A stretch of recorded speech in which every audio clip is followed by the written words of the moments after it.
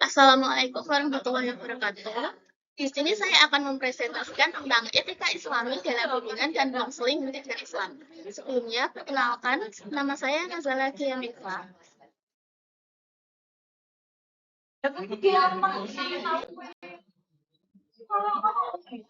Di sini, kita akan bahas urgensi etika Islami dulu.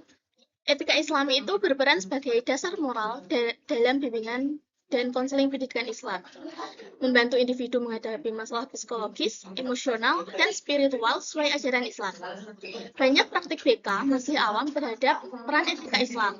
Oleh karena itu, penting untuk mengkaji penerapan nilai-nilai Islam dalam konseling agar dapat membimbing klien menuju pribadi yang sesuai dengan prinsip Islam. Nah, di sini saya ada rumusan masalah dan tujuan. Di sini kita membahas bagaimana prinsip-prinsip etika Islami dalam praktik bimbingan dan konseling pendidikan Islam. Dan yang kedua, bagaimana implementasi etika Islami dalam proses konseling. Tujuannya yaitu untuk mengetahui prinsip-prinsip etika dalam Islam, praktik bimbingan konseling pendidikan Islam, dan menerapkan nilai-nilai Islam dalam proses konseling yang sesuai dengan etika Islami. Dari situ manfaatnya yaitu untuk meningkatkan pemahaman. Nah, di sini bertujuan untuk meningkatkan pemahaman praktisi bimbingan dan konseling pendidikan Islam untuk mengimplementasikan nilai-nilai Islami dalam kehidupan sehari-hari. Hal ini sesuai dengan nilai, norma, prinsip yang bersumber dari ajaran Islam dan membentuk individu yang berakhlak mulia dan dekat dengan Allah. Sini kita akan mengkaji teori dahulu tentang etika Islami. Nah, pengertian etika itu adalah standar perilaku yang memimpin individu studi tentang perbuatan yang sah, benar, dan moral. Ini adalah aspek yang penting dalam kehidupan manusia. Etika Islami berlandaskan Al-Quran, Sunnah, dan Hadis, mempertimbangkan kebenaran tanpa melanggar syariat Islam, mengarahkan manusia untuk mengabdi kepada Allah. Bimbingan dan konseling dalam Islam. Bimbingan itu berasal dari kata to guide, berarti menunjukkan, membimbing, menuntun, atau membantu. Umumnya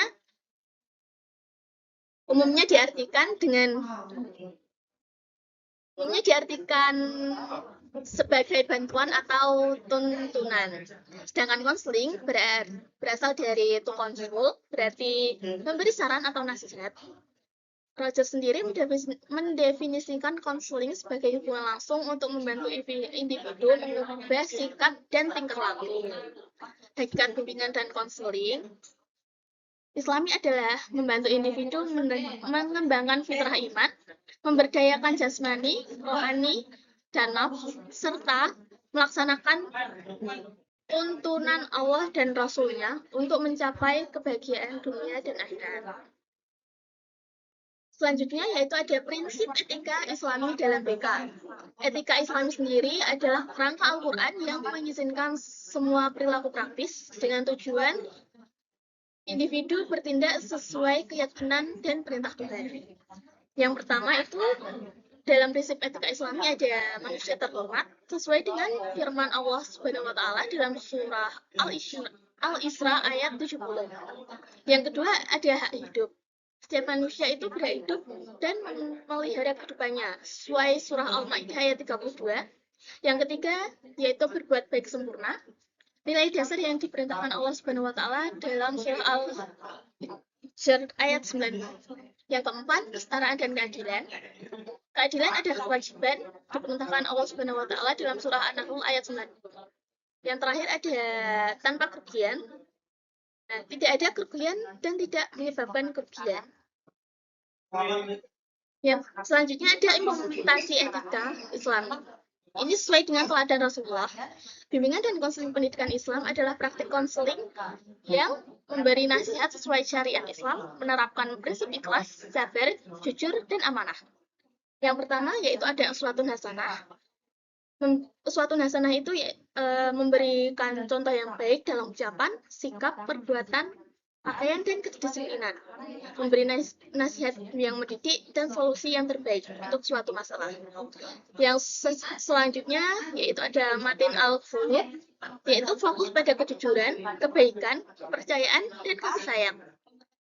Ini seperti mendidik siswa jujur dan teguh pada kebenaran.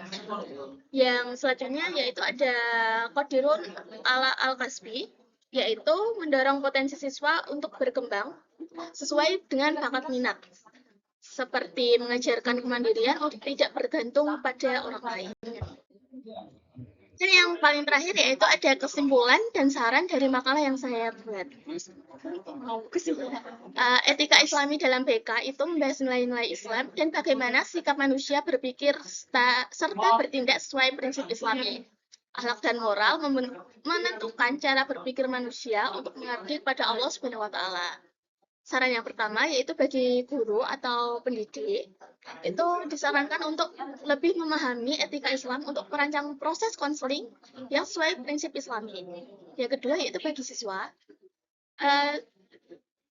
sebagai siswa itu perlunya bimbingan konselor untuk mengimplementasikan etika Islami dalam kehidupan sosial, agama, dan budaya. Yang terakhir yaitu bagi masyarakat disarankan untuk memahami etika Islami dalam membentuk akhlak, moral, dan motivasi yang sesuai dengan ajaran Islam. Sekian dari saya, presentasi dari saya. Mohon maaf bila ada kekurangan dan salah kata. Wassalamualaikum warahmatullahi wabarakatuh.